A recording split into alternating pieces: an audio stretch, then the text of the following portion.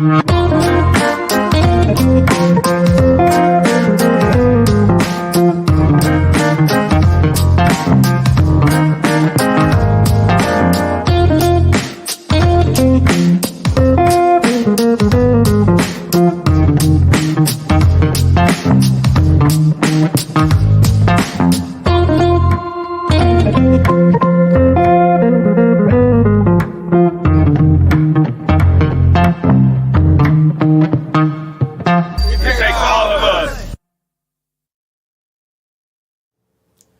morning, Mobile, and all of our friends across the Gulf Coast. Welcome again to another episode of the Echo Stop Live podcast. I am Kevin, alongside my good friend Curtis. How's it going, brother? Man, it is going amazing, and I have a great surprise for you this morning. What's the surprise, Kevin? We have a guest with us in the studio. How are you doing? Good. Glad to be here. We're glad that you're here. So this is Muriel Hightower with us. You know, he was acting as if I didn't see you when he introduced, but he does that. I have to sometimes explain things to him here and there. Don't feed into it. But you are a resident in the Dauphin Island Parkway community, and you've been instrumental, I hear, in organizing a community action group. Wow, yeah, something like that. Very. Something. Well, tell us who you are. Well, I've been in the Dauphin Island Parkway area for about 25 years. I moved here from Chicago. And when I first moved to my location on Lost River Road, I took it upon myself to go to each neighbor's house and introduce myself. Wow. And that was the beginning of CAG. At that time, I didn't know that. I was just introducing myself to the neighbors to let them know that I was a new person on the block. What is CAG?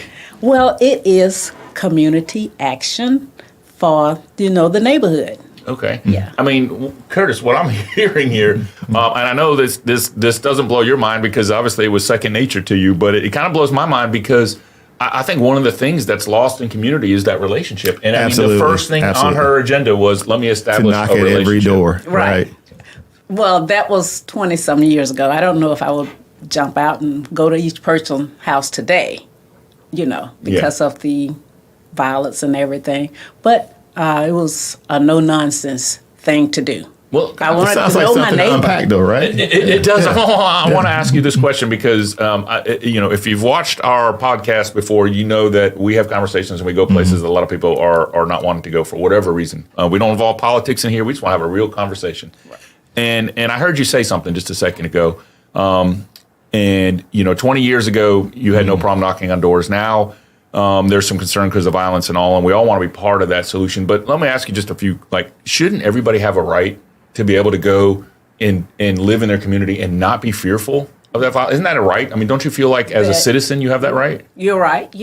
You should have that right, and you should feel free to go to each person's house. That's your neighbor. Right. And if you don't have a good neighborly relationship, I don't understand, don't see how you could live in your house comfortable without knowing your neighbor. Right. I mean, there's this relationship that is coexists with our physical presence, but there also has to be, I would go deeper if you really want to go there, but we have to have relationships with the neighbors. Well, that statement is so profound in and of itself. It's simplistic in nature, but it's very profound at the same time because we don't understand the importance of getting to know your neighbor and that creating a degree of comfort and safety in and of itself, because now you're getting to know the person who lives next door to you. Right. And the person who lives 2 doors down from you. Right. You start to know those people. They start to know you, and they start to look out for you. You start to look out for them. They see your child outside. They're mindful of it because they know that you're at work. All these things that create community. So that's it's terrible that we are at a point in society today, of course, that we don't emulate that as much as we used to. Yeah. Well, being a neighbor means more than just living in the house next door. Sometimes you have to take it upon yourself to go over every once in a while and knock on the door if you haven't seen them. Find out if they're okay, if it's something you can do to help what's going on. And you bring up you kind of led into a really interesting point, which is not only having a relationship with your neighbor, but aren't community action groups supposed to have a relationship with the law enforcement officers that patrol the area as well. And so is that not a bridge to sort of bridge the community to law enforcement, in your opinion, or? You're correct. Because in my neighborhood, when I'm out in the yard and working in the yard and the policeman passes by, I'm looking for a friendly wave and a smile, And if I don't get it, I will wave him down and say, "Are you having a good day?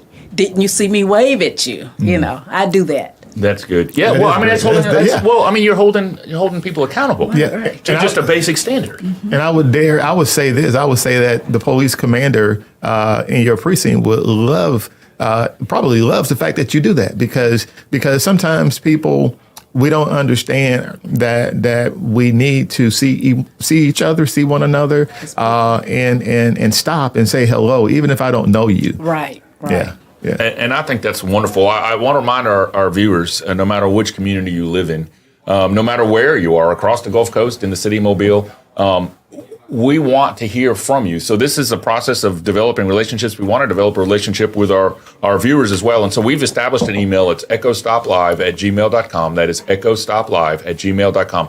Send us your comments. Send us your stories. Send us questions. We try to answer at least one question every episode when we can.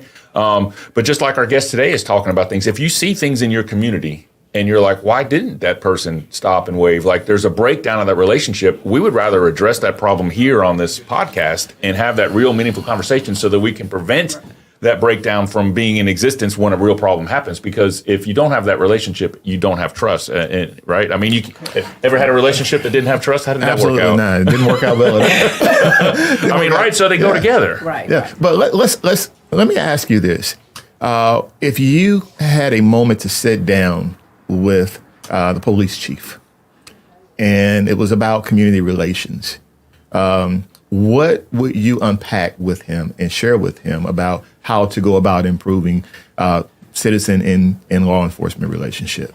Wow, what a loaded question. No, it's not loaded.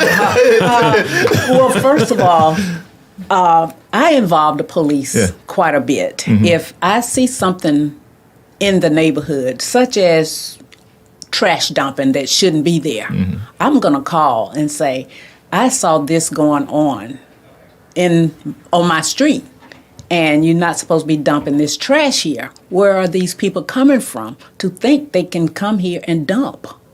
And I have gotten good response from the police department. Great. I'll turn in a license plate number, Again, holding people accountable. Yeah, you got to do that, because otherwise people will take your street or your neighborhood as a dumping ground. Mm-hmm. And that's the first thing to me to show if the neighborhood is not clean, it draws the wrong type of people. Right. And I think one of the things that I was trying to get to was the importance of communication and the fact that I don't know what I don't know. And if you don't tell me what I need to know, then I continue doing those things that you feel as if I don't see you. So how important is that in telling someone something that they need to know so that they can improve or recognize that there's something that they need to correct? I mean, and that's essentially what you're saying that you do. And I feel like by holding people accountable, you're creating the standard. Mm-hmm. And if we all have this inherent right to feel safe, and we can get in a few minutes, we can talk about what happens when we just let things go to the wayside. But if what we're doing is holding people accountable to this standard because we have an expectation to feel safe in our community, I mean, you're literally the linchpin that could break or not break that. And by leading a group of citizens in this community action group in your community, then your community has a voice in that process. Mm-hmm. Correct. And I mean, does that excite you? It seems like that's what drives you. That is what I've been trying to do ever since I lived in the neighborhood, trying to get my neighbors to get involved in what's going on, to come out to meetings. Mm-hmm. How hard is that? It's really hard. And I mean, why? I mean, maybe we can help, get the word out, but like, why? What do you feel is the reason? Everybody is so into themselves. It's me, me, me. I got mines. You get yours kind of mentality. Right now, we have a lot of people moving into the neighborhood with children. I don't have any children. And I would like to get those people involved into the community. action. When I'm walking the street, picking up trash, I go up to your door sometime and say, come out and help us. Sometime I get no one to come to the door, but, it's a process that we go through. Well, Mary, I've known you for years, okay? We used to attend church together. Yes. So I know the person she is and the heart that she has for community and for people. And it seems like you've tried very hard to show that to people in the community as well as you have in the church. And I bring those two words into conversation because we have to model the behavior that we are supposed to have in our Christian life with the community that desperately needs to see that of us. And you do that, and you're still doing that because the job you do in trying to lead a community action group, like you just said, is not an easy job to do. Thank you. And I feel like now's a good time to share also with our viewers that if you see something, say something. We have an anonymous tip line. You can call us. We've gotten a ton, and this should make you feel good because we've had tip lines over the years. But when we started Operation Echo Stop, and specifically when we started pushing out this new tip line and this podcast, 80-something% of the tips we get are actual things that we can do something with, which means people are actually seeing real things and they're not afraid to notify us, whether it be anonymous or otherwise, and the police are actually doing something about it. So there is an improvement, and I have hope because I see this improvement. But that number is 844-251-0644, 844-251-0644. If you're really interested in what's going on in the community, I want you to take just a minute and watch this video. I'm tired of talking about it. It's time to put some on paper, and now it's time to implement. We here at LaFleur High School, and we have our neighborhood Tomerville Community Toolkit event. So our goal is to get a plan, and we're going to take that plan and implement it, and we're going to see a difference in our community and city. So the neighborhood toolkit is a plan. You bring different people together from the community, and then you talk about things you want to see in your community and challenges that you might have, and then you come up and you plan together. We have people from the educational field, business owners, people who lived here for 20, 30 plus years here to help plan and create a vision for the Tomerville community. This meeting been very helpful, and our group has been very proactive. We have identified areas of concerns. I've learned a lot of information about what's going on, and looking forward to it being an opportunity, better opportunities in the Tomerville community. And I think this is great when people come together and then I think got the same problems, the same concerns. That way we could fix them.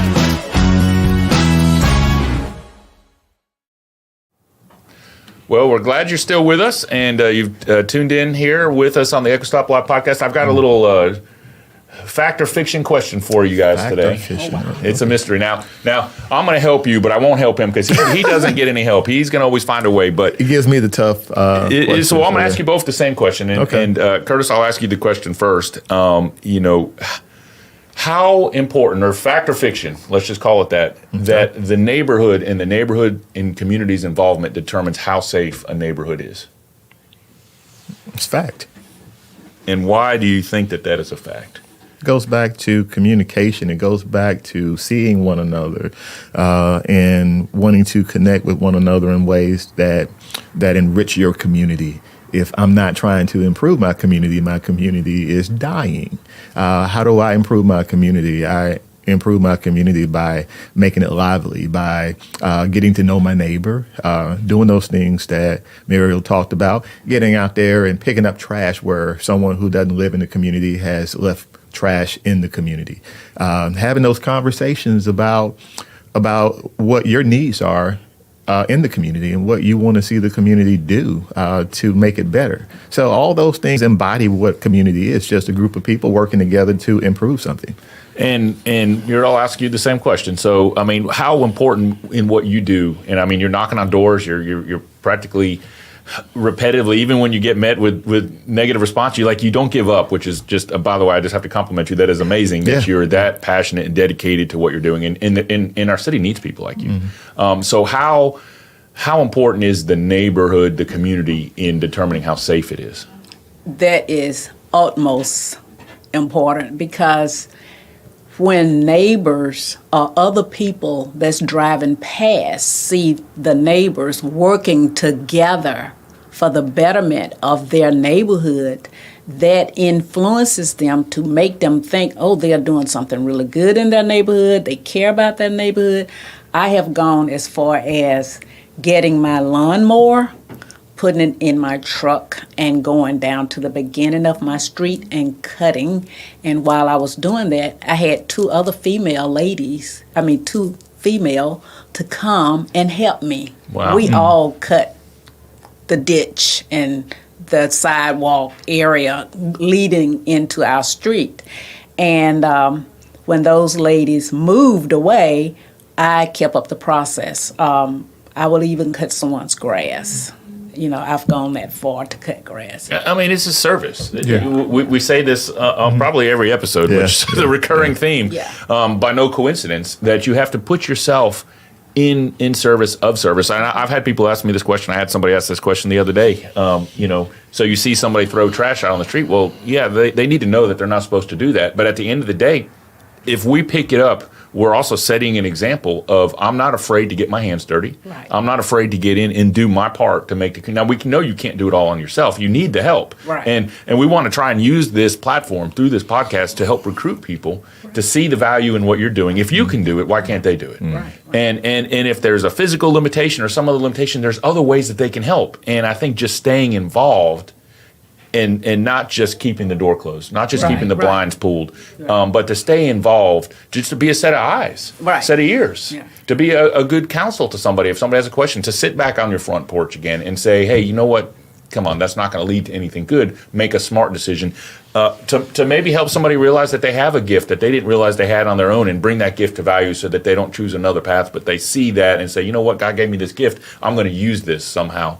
And I know we've talked about this a lot, but this is part of the whole revitalization of the DIP area, right? Right, absolutely. I'm reminded of something JFK said years ago in a speech. He said, "Ask not what your country can do for you, but what you can do for your country." That can be also shaped and tailored to this moment, in asking people in homes that live in communities to start asking the question, or ask the question, what can I do for my community? Mm-hmm. Because when you do that, you're actually doing things for yourself too. So what's the process of revitalizing DIP? How does all this play into that? Well, it starts in your house. Mm-hmm. It starts in your house. Revitalize starts right there. For instance, my yard, I maintain it. I cut my own grass, I plant flowers, and people like that. I have people driving from other neighborhoods just to see my yard. And my neighbors, they have caught on. They are planting. And I mean, everybody is planting flowers in the summertime now, and I love it. And it just goes on and on and on. You said something earlier, too, about you cut your neighbor's lawns. Yes. Okay. You're doing something for your community that helps you and your community. Absolutely. Those are things that go back to what we've been talking about this entire time, is understanding that it's bigger than you. Right. Understanding that when you realize that it's bigger than you, then we all benefit because you know it's bigger than you. Right. Yeah. So I'm in the yard a lot, and I help other people in their yard. I had one neighbor say, "Why did you retire? We can't keep up with you." And I was like, well, I'm just sort of like trying to get everybody to step it up, because if the neighborhood looks good when the criminals coming through looking for a place to hide, they know there's no place here for you. You know, we were talking yesterday, you and I. You were telling me about some of your travels, some of your travels out of country. You went to Africa recently, and you were embraced by a community that didn't have much, but they gave you what they had. Yes. How can that be looked at in a way in which we in our communities here can benefit from or grow from? If we could just have eyes and ears to hear and see the daily life that the people in Nairobi Kenya have. It will humble you so, because they have so little and they are so happy and so willing to give, and they have such a great admiration for God, and all of that just took me by surprise. So when I got back home, it took me a couple of weeks just to get back accustomed to being in Mobile. You saw community, right? I was in community. Yeah. Well, I'm going to throw this out there. We're not just revitalizing community. From what you just said, well, we need to revitalize spirit.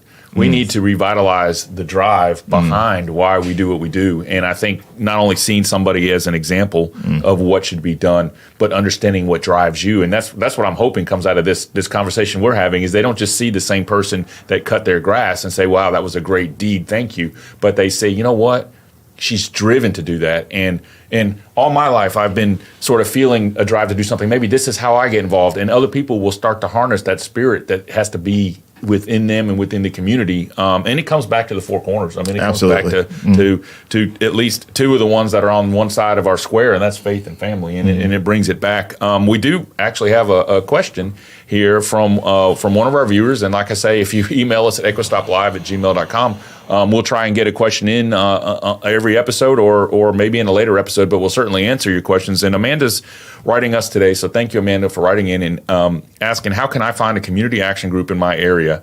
And what I'm seeing is somebody's written in a question wanting to know how they get involved.